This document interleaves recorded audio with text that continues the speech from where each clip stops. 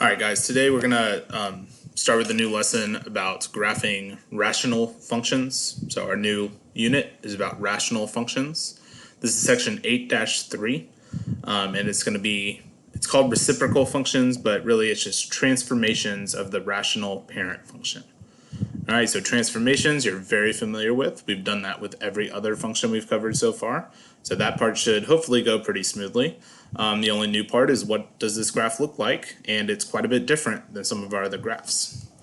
Alright, so what are rational functions? They are fractions with the variable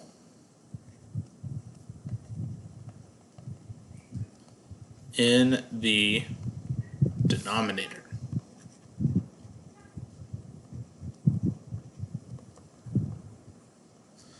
Alright, so if you have your parent function flip book, you should have a page labeled rational. Maybe you can go locate that real quick.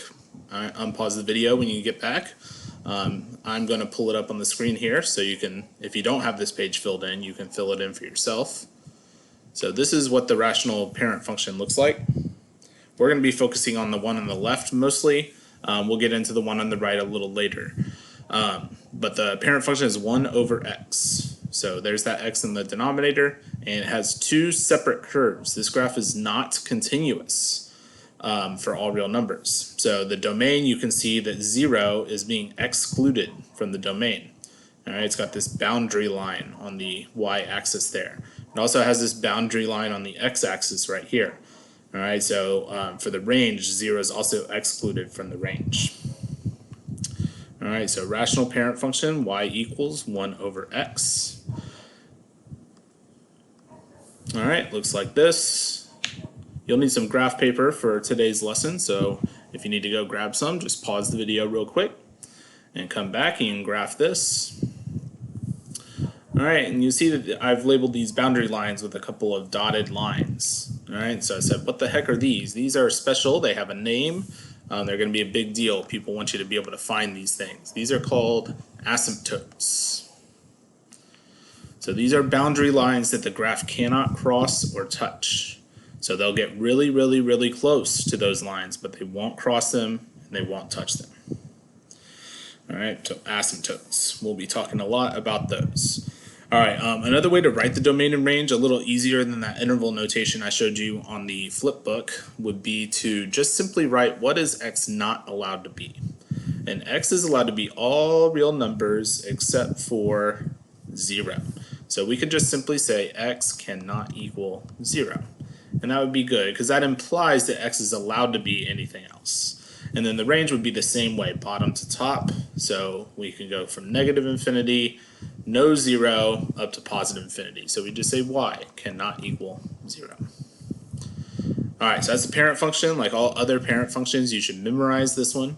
Okay, look at these points I plotted. There's this point here at 1, 1, and -1, -1. Okay, and then we have 2, 1/2, and 1/2, 2. And then -1, or -1/2, -2, and -2, -1/2. So those are points that I'm going to kind of use throughout the lesson today as we do some transformations. Alright, so what can we do with rational functions? Well, we can transform them just like we did with radical functions and quadratic functions and absolute value functions and linear functions. Alright, so we've done this even more than those 4 times. We did the moving the monster, so we've done a lot of this. It's the same thing.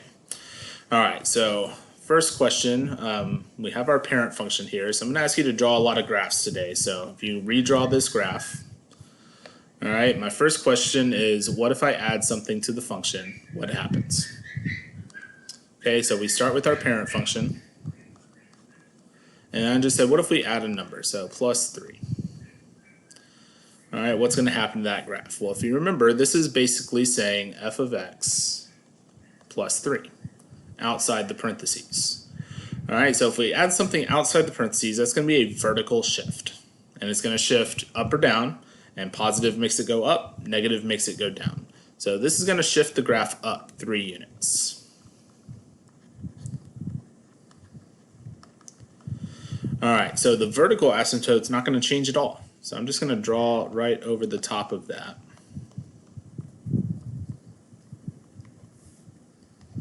All right, but the horizontal asymptote is going to have to shift with my graph. So my new horizontal asymptote will be at y equals 3 because we're going up 3 units. All right, so all my points shift up. So I'm going to be here and here and here. And then these points shift up 3. So there's that one and that one and that one. These other 2 points that are kind of in between, I usually just graph those in relation to this point. So this point's the big one, and then you can just kind of plot those in relation to that. All right, and when you draw your own graphs, you want to get as close as possible to the asymptote. Don't touch it or cross it. And then go through your points and do the same thing there. So like that. And this one as close as possible. And then like that. And that's it. All right, we're not going to be too picky about our graphs on these as long as you have them in the right quadrants and you have a couple points plotted and your asymptotes are in the right place. That'll be a big one. You need to make sure those are right. But as far as the rest of the graph, not a big deal if it's a little wonky. All right, so what if I add something 2x in the bottom? What happens? All right, so that would look like this. Y equals 1 over x plus 3. So the plus 3 is in the denominator now, not out to the side. All right, so that's like if we did f of x plus 3, where the plus 3 is inside the parentheses instead of outside. So hopefully you remember that means it's a horizontal shift, and horizontal ones always do the opposite of what it looks like. So a plus 3 is going to make it go left 3 to the negative 3 spot instead of right 3. All right, so plus 3 is going to shift left 3 units.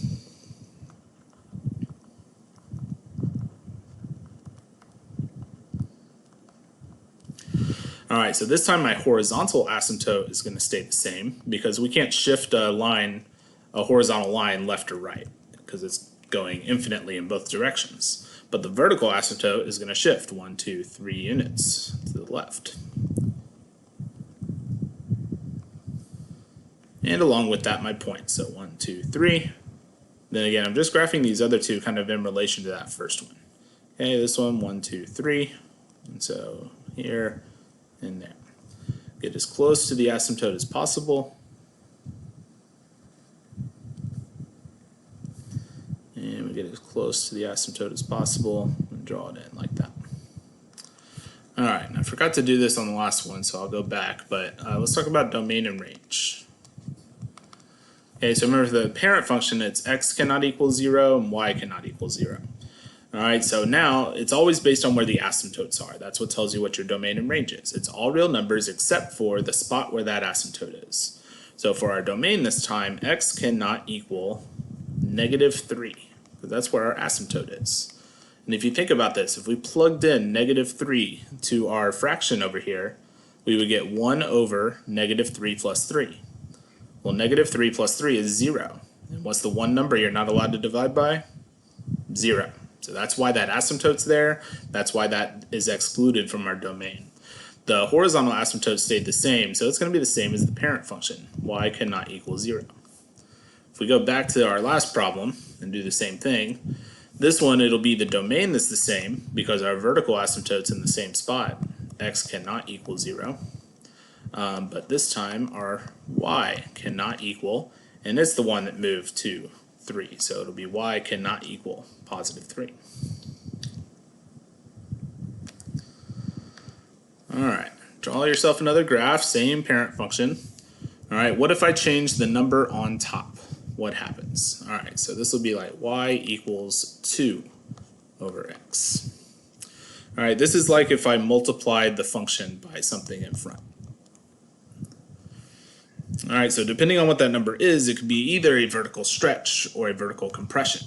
This one's going to be a stretch because the number is bigger than 1. Okay, remember that this number on top, we could pull that to the front. It's the same as 2 times 1 over x. Same thing, but you'll usually see it written with the number on top instead. All right, so let's write this vertical stretch by a factor of 2. All right, so this one, the asymptotes will not change.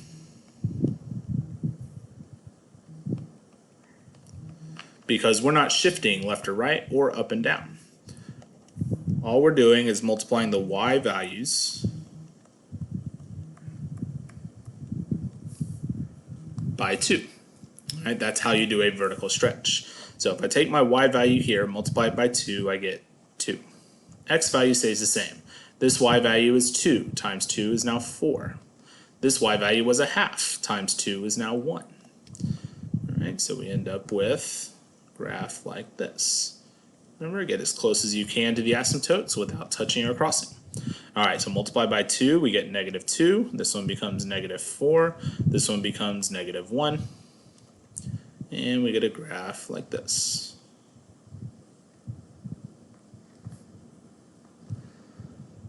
All right, what if we change that to a negative number? So what if we turn this into y equals -2 over x? Sometimes you'll see that negative just in front of the whole thing instead. All right, remember, a negative is its own transformation all by itself. It doesn't change it to a vertical compression all of a sudden. It's still a vertical stretch by a factor of 2, but now we've added a second transformation, which is going to be a reflection. And this is like having a negative in front of your number, so -2 f of x, not inside the parentheses. So that one's going to be a reflection over the x-axis. So if I take my blue graph, all I have to do is reflect those points over the x-axis, and I get my green graph. So that'll be 1, 2, 3, 4. That'll be 1, 2. That'll be just 1. So this one will look like this. You'll notice our quadrants are changing. Instead of being in quadrant 1 and quadrant 3, we're now going to be in quadrant 2 and quadrant 4. So this one reflects up, 1, 2, 3, 4. This one reflects up 2 and reflects up to 1. And again, our asymptotes did not change in this process. They only change when you shift up or down or left and right. All right, let's see.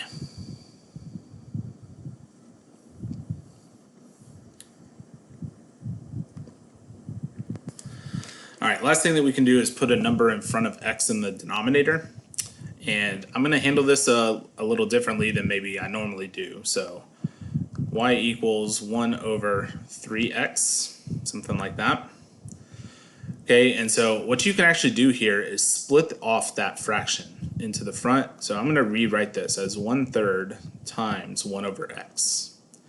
So one way you could handle this is as a horizontal stretch or compression, but those are always very difficult to do, and we don't do them a whole lot.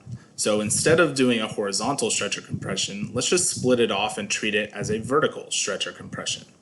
All right, which is what we are allowed to do because that's mathematically correct. So we are going to treat this as a vertical compression by a factor of 1/3. All right, so we take our parent function graph over here, and we're going to multiply all the y values by 1/3. So this one at 1 becomes 1/3. This one at 1/2 becomes 1/6. So very close there. This one at 2 becomes 2/3.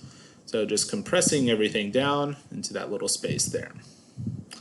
All right, same thing happens over here. So 1/3, 1/6, or -1/3, -1/6, and -2/3.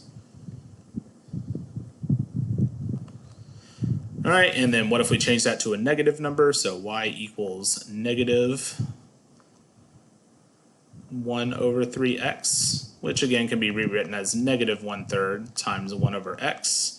That's going to be just the same thing as last time. Reflect over the x-axis. Okay, again, you could treat this as a reflection over the y-axis because they could have put in the negative in the denominator, but a reflection over the y-axis is going to produce the exact same result as a reflection over the x-axis. So it doesn't really matter which one you do. All right, so that'll reflect here and there. And this one will be here and here and here. All right, that's going to do it for this video. Tune into the one right after this because I'll do a couple where we combine all this stuff into a single problem. So see you soon.